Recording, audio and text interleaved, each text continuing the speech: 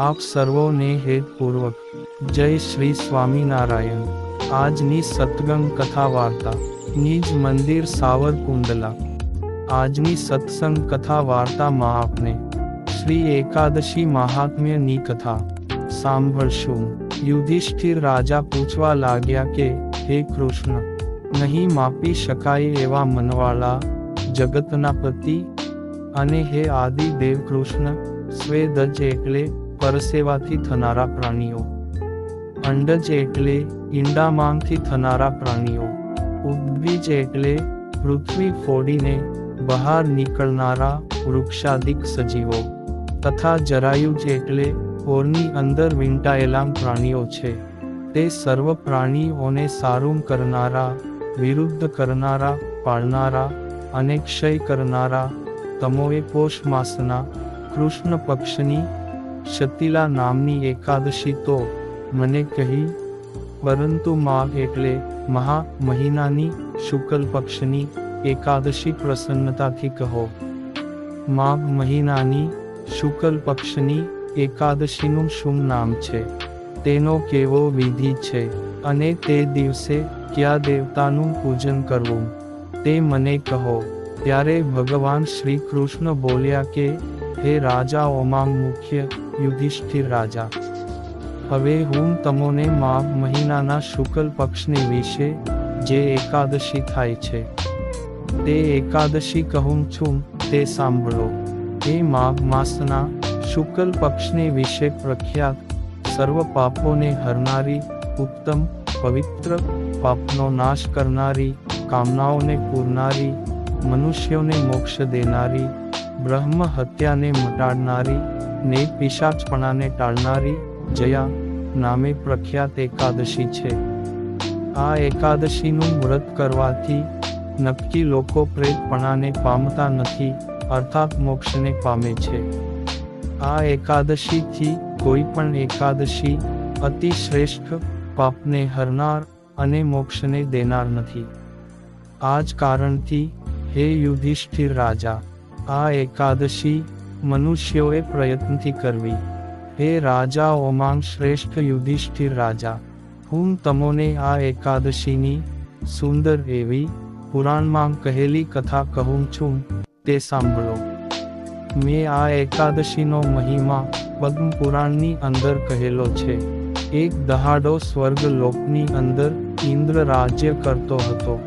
તે મનોહર લોકને વિશે અમૃત પીવામાં પ્રીતિવાળા અને અપ્સરાઓના સમૂહે સેવેલા દેવો સુખ વડે વસતા હતા। ત્યાં પારિજાતક નામના કલ્પવૃક્ષોથી શોભિત એવું નંદન નામે એક વન છે। એ નંદન વનને વિશે સ્વર્ગવાસી દેવતાઓ અપ્સરાઓની સાથે રમે એટલે કે વિહાર કરે છે। ને એક દિવસે હે યુધિષ્ઠિર રાજા, પોતાની ઈચ્છાથી રમતા એટલે કે વિહાર કરતા એવા દેવોના રાજા ઇન્દ્ર આનંદ સાથે 50 કરોડ નાયિકાઓને નચાવતા હતા। તે વખતે ત્યાં ગંધર્વો ગાતા હતા। તે ગંધર્વોની અંદર પુષ્પદત્તક ને ચિત્રસેન નામના ગંધર્વો પણ હતા। તેમ ચિત્રસેન ગંધર્વની પુત્રી તથા ચિત્રસેન ગંધર્વની માલિની નામે પ્રસિદ્ધ સ્ત્રી પણ હતી। એ ચિત્રસેન ગંધર્વને માલિની નામની સ્ત્રીથી પુષ્પવાન નામે પ્રસિદ્ધ ગંધર્વ પેદા થયો હતો। એ પુષ્પવાનને માલ્યવાન નામે પ્રસિદ્ધ પુત્ર પેદા થયો હતો।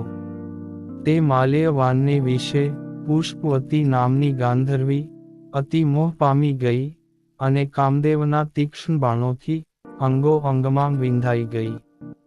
તે પુષ્પવતી નામની ગાંધર્વીએ લાવણ્યતા એટલે કે સુંદરતાથી, રૂપની સંપત્તિથી તથા ભાવવાળા કટાક્ષોથી માલ્યવાનને વશ કરી લીધો। હે નરોના પતિ યુધિષ્ઠિર રાજા, હવે હું પુષ્પવતી ગાંધર્વીના રૂપનું વર્ણન કરું છું તે સાંભળો। તે ગાંધર્વીના 2 હાથો જાણે કામદેવે કંઠના પાશ રૂપ કરેલા હોય તેવા હતા। તેનું મુખ ચંદ્રમાના જેવું હતું અને નેત્રો કાન સુધી લાંબા હતા। હે એ રાજાઓમાં ઉત્તમ યુધિષ્ઠિર રાજા. તેના કાન કુંડળોથી શોભતા હતા તથા ગળાની અંદર પહેરવાના પદકાદી ઉત્તમ આભૂષણોથી કંઠ શોભતો હતો. તેના જાડા અને ઊંચા સ્તન સોનાના કળશ જેવા શોભતા હતા.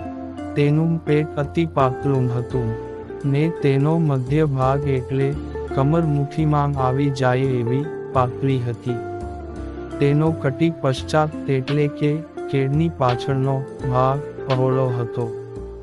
જઘન સ્થાન વિસ્તારવાળું હતું અને તેના પગ રાતા કમળ સરખી કાંતિવાળા હતા.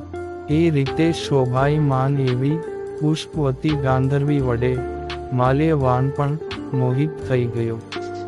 તે માલ્યવાન ગંધર્વને પુષ્પવતી ગાંધર્વી ઇન્દ્રને રાજી કરવા માટે નાચવા સારું આવ્યા હતા અને ત્યાં અપ્સરાઓના સમૂહની સાથે ગાતા. તથાપિ તે બંને અસ્થિર ચિત્તને લીધે શુદ્ધ સ્વરથી ગાયન ગાઈ શક્યા નહીં અને એક બીજા તરફ નેત્રથી જોવાને લીધે કામના બાણથી વિંધાઈ ગયા. એવામાં શ્રેષ્ઠ એવા ઇન્દ્રે તે બંનેનું મન મળેલું જોઈ ગાવાના વખતનો અને ક્રિયાનો લોપ થયેલો જોઈને તેમજ ગાવાની અંદર ભંગ થવાથી પોતાનું અપમાન ગણીને તથા ક્રોધાતુર થઈને તે બંનેને આ પ્રમાણે શાપ આપ્યો, હે મૂર્ખો! પાપ કર્મની અંદર પ્રીતિવાળા અને મારી આજ્ઞાનો ભંગ કરનારા તમો બંનેને ધિક્કાર છે. તમે બંને પિશાચની યોનિમાં સ્ત્રી પુરુષ તરીકે જોડું થાઓ, અર્થાત ધણી ધણિયાણી થાઓ અને મૃત્યુ લોકને પામીને તમારા કર્મનું ફળ ભોગવો. એ રીતે ઇન્દ્રે શાપ દીધાથી દુઃખિત મનવાળા અને ઇન્દ્રના શાપથી મોહ પામેલા તે બંને હિમાલય પર્વત પ્રત્યે ગયા. હવે પિશાચપણાને પામેલા અને ભયંકર દુઃખને ભોગવતા એવા તે બંને જણા સંતાપવાળા મનથી મોટું દુઃખ ભોગવવા લાગ્યા. ગંધર્વના દેહમાંથી પિશાચના દેહને પામવાને લીધે બળતરાથી પીડાતા એવા ને મોહ પામેલા તે બંને જણા ગંધ, રસ અને સ્પર્શને પણ જાણતા ન હતા. વળી નિદ્રાનું સુખ નાશ પામ્યું છે એવા કર્મને લીધે પીડા ભોગવતા ને પરસ્પર એકબીજાના શરીરને ખાતા એવા તે બંને પિશાચો પર્વતની ગુફામાં ફરતા હતા. તે બંને જણા બરફ પડવાને લીધે ટાઢથી પીડાયેલા, દાંતના કડકડિયાંગ બોલતા અને ઊભા થયેલા રૂંવાડાવાળા શરીરને ધારણ કરતા હતા. એ રીતે ટાઢથી પીડા પામતો તે પિશાચ પોતાની સ્ત્રી પિશાચણીને કહેવા લાગ્યો કે, અરે પિશાચણી, આપને બંને જણાને જે અતિ દુઃખ પ્રાપ્ત થયું છે તે દુઃખ આપનારું આપને શું પાપ કર્યું છે કે જે પાપથી આપના પોતાના ખરાબ કરેલા કર્મે કરીને આપણને પિશાચપણું મળ્યું છે. આ નિંદિત એવા પિશાચપણાને ભયંકર નરક માનું છું. એટલા માટે સર્વ પ્રયત્નથી પાપ તો ન જ કરવું. એ રીતે ચિંતાતુર થયેલા તે બંને જણા દુઃખને લીધે દુબળા થઈ ગયા. એ રીતે પિશાચપણાને પામેલા તે બંને જણાના ભાગ્યના ઉદયથી માઘ માસના શુક્લ પક્ષની તિથિઓમાં ઉત્તમ એવી જયા નામે પ્રખ્યાત એકાદશીની તિથિ આવી. ત્યારે હે નરોના અધિપતિ યુધિષ્ઠિર રાજા, તે દિવસે તે બંને પિશાચો આહાર કર્યા વગરના અને જળનું પાન કર્યા વગરના રહ્યા. વળી તેઓએ તે દિવસે જીવોનો નાશ કર્યો નહીં, તેમ પાંદડા તથા ફળોનું પણ ભક્ષણ કર્યું નહીં. એ રીતે દુઃખયુક્ત તે બંને જણા પીપળાની પાસે પડ્યા રહ્યા. હે યુધિષ્ઠિર રાજા, એ રીતે ભૂખ્યા અને તરસ્યા એવા તે બંને જણા તે દિવસે તે પીપળાના ઝાડના થડની પાસે પડ્યા હતા. એવામાં સૂર્યનારાયણ અસ્ત થયા અને દારૂણ ટાઢવાળી ઘોર રાત્રિ પડી. તે રાત્રિને વિશે ધ્રુજતા એવા અને હિમ પડવાને લીધે હલી ચલી શકે નહીં એવા તે બંને જણાનો શરીર સાથે શરીર અડાડીને અને હાથોથી બગલગીરી કરીને વળગી રહ્યા. તો પણ તેઓને નિદ્રા આવી નહીં, તેમ કામ પણ વ્યાપ્યો નહીં, તેમ સુખ પામ્યા નહીં. પરંતુ હે રાજાઓમાં શ્રેષ્ઠ યુધિષ્ઠિર, તે બંને જણા ઇન્દ્રના શાપને લીધે પીડા પામ્યા. એ રીતે દુઃખ પામતાં એવા તે બંને જણાને જયા એકાદશીનું વ્રત થયાને લીધે અને રાત્રિએ જાગરણ થવાને લીધે જે ફળ પ્રાપ્ત થયું તે હું તમને કહું છું તે સાંભળો. એ બંને જણા આ એકાદશીના વ્રત કરવાથી 12ને દિવસે હે નરોના રક્ષક યુધિષ્ઠિર રાજા, વિષ્ણુ ભગવાનની પ્રસન્નતાથી તે પુષ્પવતીને માલ્યવાન જે પિશાચપણાને પામ્યા હતા તેમાંથી મુક્ત થઈને પ્રથમના સરખાં રૂપવાળા થયા, અર્થાત ગંધર્વના દેહને પામ્યા. એ રીતે પ્રથમથી થયેલા સ્નેહવાળા પૂર્વના આભૂષણોને ધારણ કરેલા, વિમાનની અંદર બેઠેલા, અપ્સરાઓના સમૂહે સેવેલા, તંબુરત વગેરે ગંધર્વોએ સેવાતા ને હાવભાવવાળા પુષ્પવતીને માલ્યવાન એ બંને જણા સ્વર્ગ પ્રત્યે ગયા.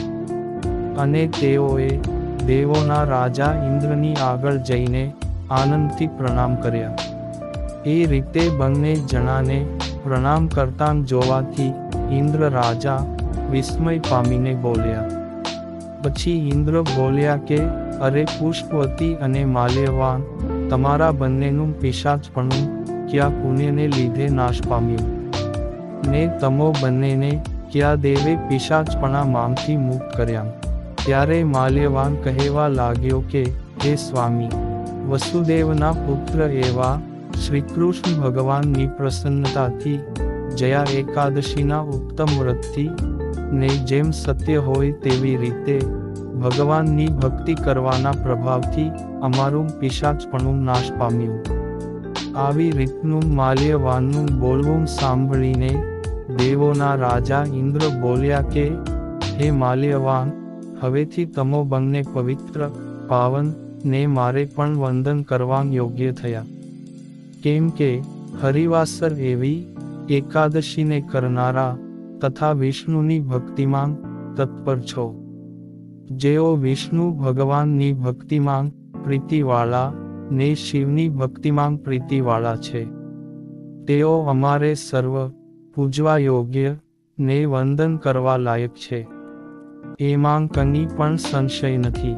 માટે જે રીતે તને સુખની પ્રાપ્તિ થાય તે રીતે દેવતાના સ્થાન એવા આ સ્વર્ગની અંદર પુષ્પવતીની સાથે વિહાર કર.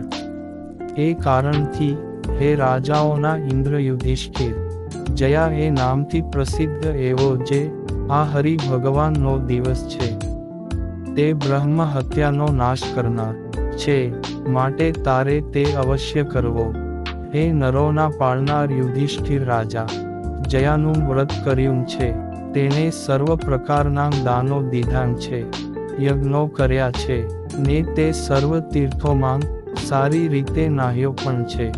શ્રદ્ધાવાન જે મનુષ્ય ભક્તિયુક્ત ચિત્તથી આ જયા એકાદશીનું વ્રત કરે છે તો તે આજથી 100 કરોડ કલ્પ સુધી વૈકુંઠ લોકની અંદર જરૂર આનંદ સાથે વાસ કરે છે.